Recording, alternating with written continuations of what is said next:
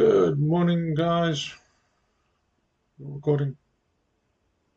Yeah, yeah, that's more recording. Sorry. Yeah, welcome to what's today? Wednesday.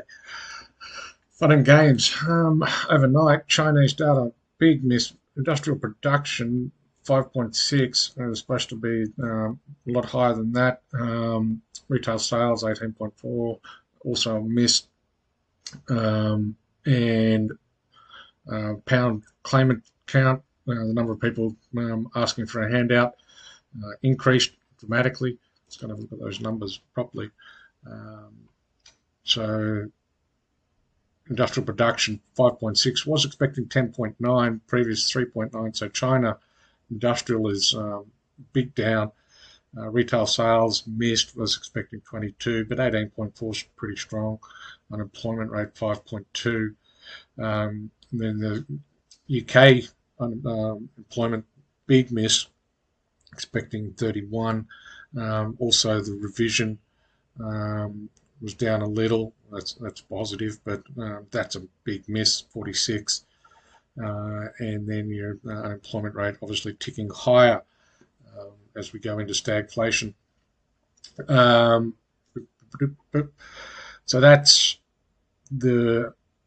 I guess, the news. And coming up, we'll have where we're at tonight. Well, today we've got Aussie wage, and then a couple of talking heads until we come into tomorrow, but we'll deal with tomorrow. So yesterday we talked about the bounce in regional banks. That started to fade again. And if we look at the overall window on stocks, this is 24-hour window. We can see through Asia, the US stocks were weakening, bounced a bit on the European Open, faded, tried to bounce on the US Open, tracked sideways, and then right at the death, Joe Biden came out and said, "Look, he's coming back to America to sort out the debt ceiling." Now, it was supposed to happen overnight on Tuesday in the US, but they failed to reach an agreement. He's off tripping around Asia now, so there's going to be no more talks this week, and the market did not like that. The market took obviously headed down. He's off jet setting around the globe rather than dealing with issues at home.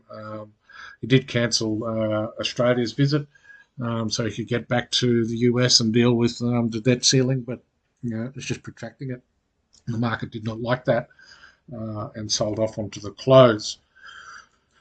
Another chart I wanted to have a look at is the equity bond correlation. So this is, I guess another way of reading the VIX index. So when it's positive green, then equities are the preferred asset to own, and when it's red, it's bonds are the preferred asset to own.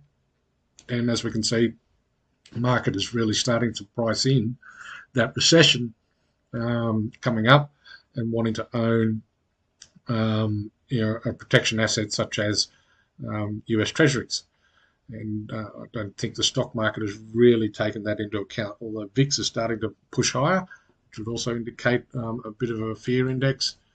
And US stocks, as we can see on the day, down, but still within that sort of 4-hour range, really. So let's get rid of that and open this up a bit more. We can see that 4-hour just going sideways for the last pretty much since mid-April.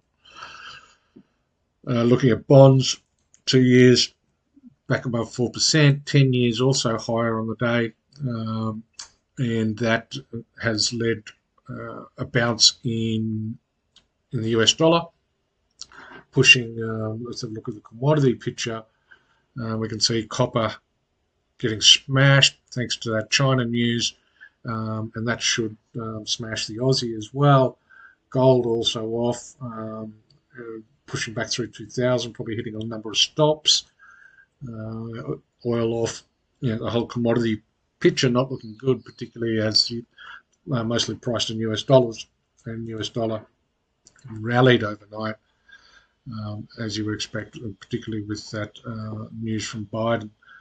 So came back and tagged this level that we had marked, from those 4-hour chart, and we're looking at buying off that support, and that came off beautifully, or bounced beautifully off that last night. And we would expect this now to sort of head back up to this region. The next sort of resistance level I'd put across there. If you can see these lows here, these lows across here. Also support level there and a bit of a resistance. That's where I would be targeting it. Around the 103 level would be the target for your long trades on the US dollar. How that correlates to some of the crosses. Let's have a look. So 100 points, it's about 100 points on the US dollar, isn't it? Or 90 points, a 90-point rally on the US dollar would see the Aussie back through 66, or certainly testing it. Right? Now the Aussie's also stuck in this range. Aussie not often in a range. Tends to trend, as you can see, it tends to trend more than it does range. But it's stuck there now between that 200 pip range of 66, 68. And I would suggest that if, with the commodity picture and the Chinese news, that this is a seller's market and you want to be on the short side of the Aussie against any pair. But particularly against the US dollar, I'd say this low here would be looking at that, which was 65.73. That's where you're probably going to be targeting it. Market does like round numbers, but somewhere in that zone would be where the Aussie might find buyers, or it might break out of this range. In terms of the euro, flag that. How does that look if the US dollar is going to add another 90 points on? I would suggest the euro, it's 58% of the dollar index. There's a minor support across here. I'm looking at this high here, and it's paused there at the same price. Hung around it there, stopped on it here, broke through it and bounced off it. So a bit of a support level there that I'd be looking at targeting on shorting the euro against. Came back and tagged this high here nicely on the 4-hour. Nice little cycle there, which we can see on the hourly across here. It's a nice little. Let me sync that. See, that looks nice horizontal support resistance, and you'll be targeting this one here as your potential target. Yep. Might not work on the hourly. Might need to trade it on the 4-hour or the daily time frame if you're looking to trade that. Against the cable, poor jobs data, as we mentioned.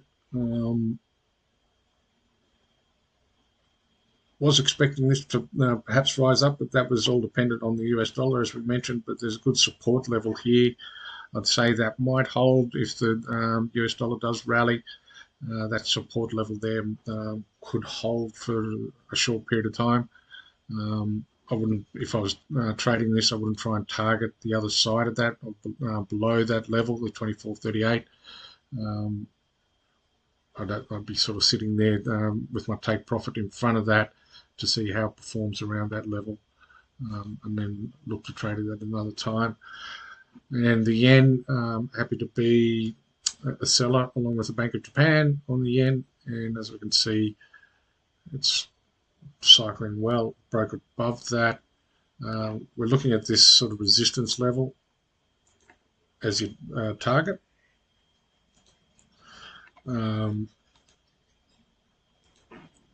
But I like when the market uses a previous high as a support level.